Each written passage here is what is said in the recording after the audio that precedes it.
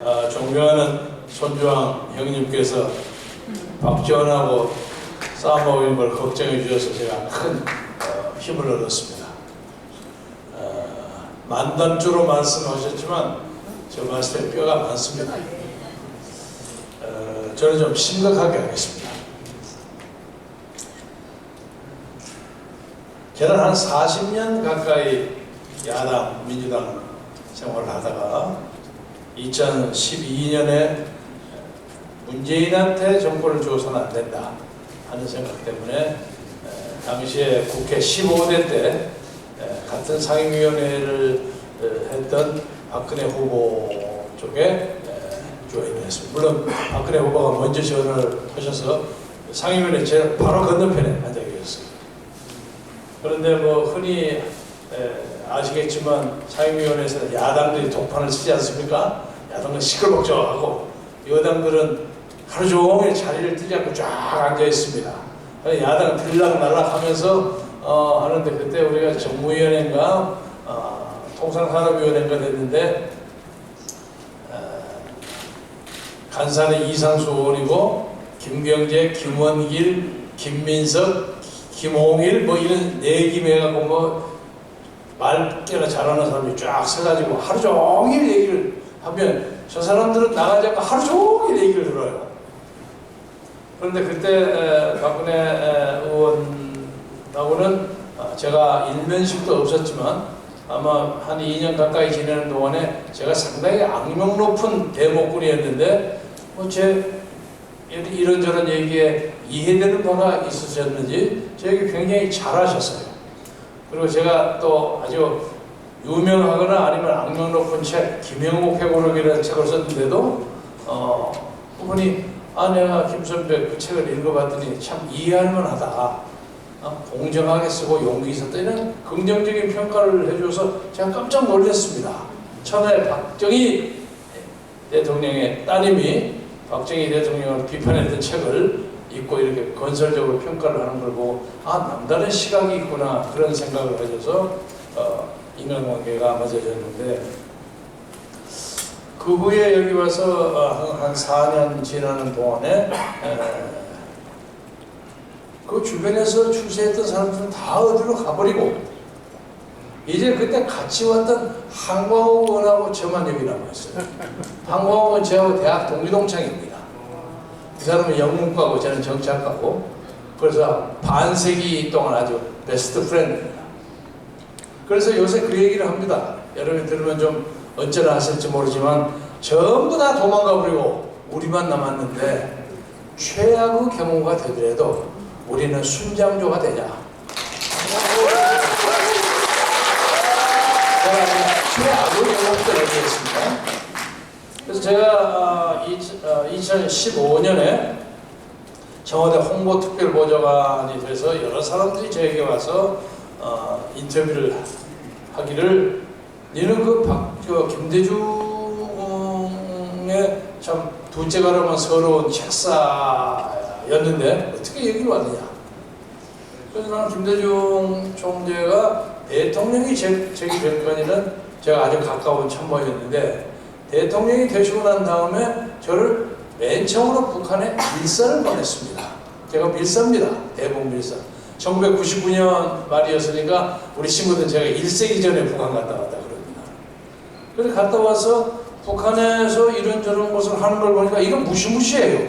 그때 햇볕 정책을 막 이렇게 했을 텐데. 그래서 제가 돌아와서 저는 좀 말을 좀 허물없이 합니다. 한 40년 가까이 모셨기 때문에 제 맏형처럼 하는데 선생님 북한 가보니까 위험하대요. 뭐가 위험해요? 그래서 이 사람들이 아무리 봐도 뭘 만드는 것 같은데 저한테 쌀을 보냈는데 쌀 그 지역을 모니터 해주기로 했거든요. 근데 안 해주고 이거 뭐 비상이 걸려서 못 간다 이런 식으로 막고 이게 좀 이상한데 선생님 지금 저 남북 정상회담 하려고 막 서두시고 그러는 거 이거 위험합니다. 그러니까 체크앤밸런스를 해가지고 하셔야 됩니다. 그래서 소위 말씀을 그 양반의 햇볕 정책을 완전히 무시할 수가 없기 때문에 제가 햇볕 정책 4개론이라는 걸 붙였습니다. 4개론은 넉사자 계절겠자 봄, 여름, 가을, 겨울에 따라서 체크앤밸런스를 좀 해야 한다. 능신능구하게 해야 합니다. 그럴 때 이 사람아 정상회담 준비한다고 갔던 사람이 와서 엉뚱한 소리를 해. 아니 엉뚱한 소리가 아니라 우리가 보냈던 것이 인민군 쪽으로 가버릴 가능성이 많다고 봅니다. 그렇지 않으면 왜 저희 그걸 안 보여주겠습니까? 그래서 북한을 지원하고 뭐 하는 것은 가능하면 캐시하지 마시고 그리고 체크앤 밸런스 해서 이 사람이 와서 엉뚱한 소리를 한다고 한참 언쟁을 했습니다. 아마 그게 청와대에서 단독 대담을 했던 거기 때문에 아마 대통령 뭐 기록관 어디에 혹시 나올지도 몰라요. 먼 훗날. 그런데 저는 그때 그 쏟아져 들어가는 그 돈, 자금이 그 한 20년 이후에 이렇게 거대한 핵폭탄에 대해서 돌아오리라고는 미처 생각 못했습니다. 그러나 위험했어요 그때. 굉장히 위험하고 여기는 막 빨리 하려고 그냥 5억불, 8억불 뭐 이러고 해서 판 건데 이걸 막다 보니까 그럼 자네는 그때 제가 초선 의원이었습니다. 그럼 자네는 여의도에 가서 활동해. 그래서 제가 밀렸습니다.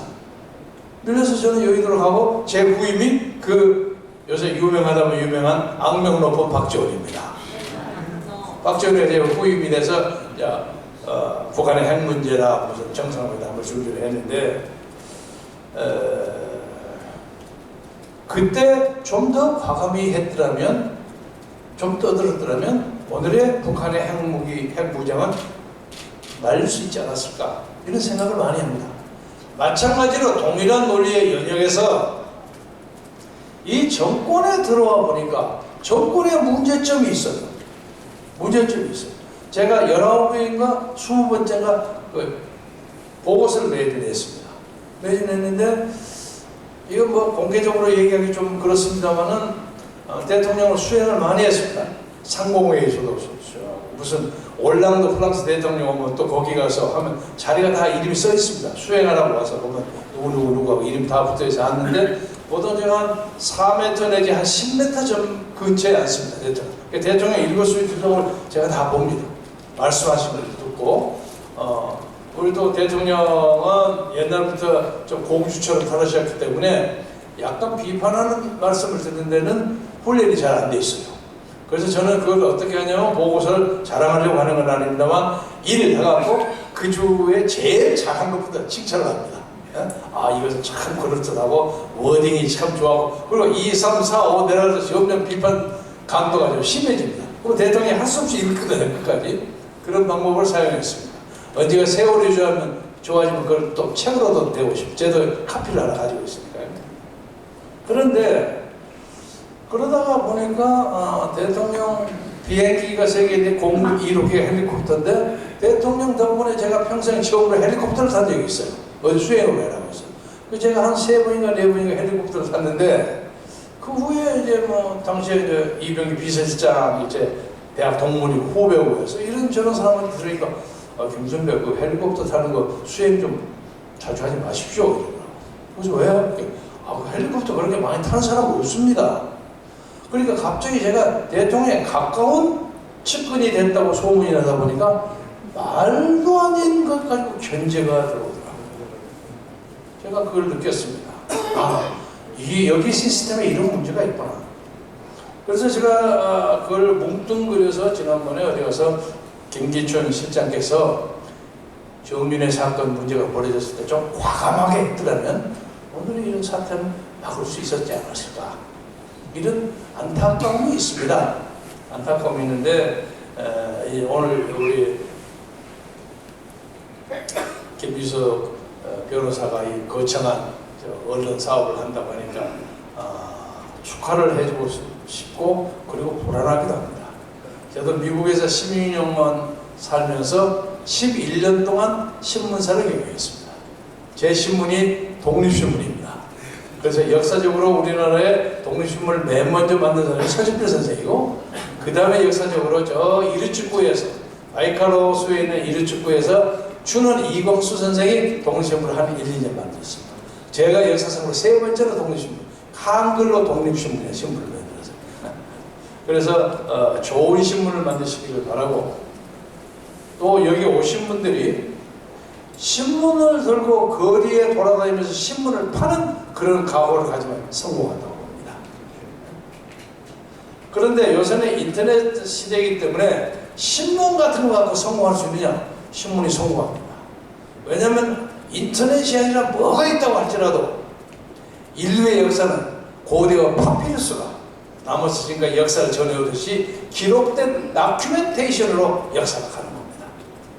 그래서 인터넷을 많이 하시면서도 신문을 잘하고 이 신문 자체가 하나의 애국운동으로 벌리면 신문은 성공한다고 보고, 지금 우리나라 조선동아중앙을 포함한 모든 신문을 보면 도대체 세상에 이해할 수 없는 수수께끼가 하나 있어요. 어떻게 대한민국 신문은 한결같이 한쪽으로 이렇게 밀려가는가? 이해가 안 되는 거예요. 그래서 뭐 어떤 사람들은 심지어 46명의 신문사 사장들이 북한에 가서 뭐 박아무개 인솔에 가서 끌려가서 무슨 뭘 하고 뭐 약점을 잡히고 뭐 어쩌고 했다는 설도 많이 있잖아요. 근데 저도 가보니까 좋게 그럴 가능성이 많이 있어요. 그래서 저도 수행원 2사람을 데리고 갔는데 수행원들한테 아침 저녁으로 제가 경계 니들 큰일 나 조심해 몇 번 그런 적이 있는데, 그랬을 가능성이 있는지 아니면 그것 때문에 그런지 아니면 이 정권의 솔직히 말해서 이 정권의 모랄리티 도덕성이 너무 떨어져 버려서 그런지, 아까 우리 김 변호사가 얘기하는 것처럼 도덕성은 역사를 끌어가는 기본적인 절대적인 가치와 수준이 아니올시다. 그렇죠? 그리고 이렇게 보자면 대한민국의 대통령이 어떻게 해먹습니까? 대통령 의무실에 아스피린이 몇 개 들어가고 퍼플이 몇 개 들어가고 그거 다 하고 어떻게 대통령이야? 이게 말이 안 되는 거예요.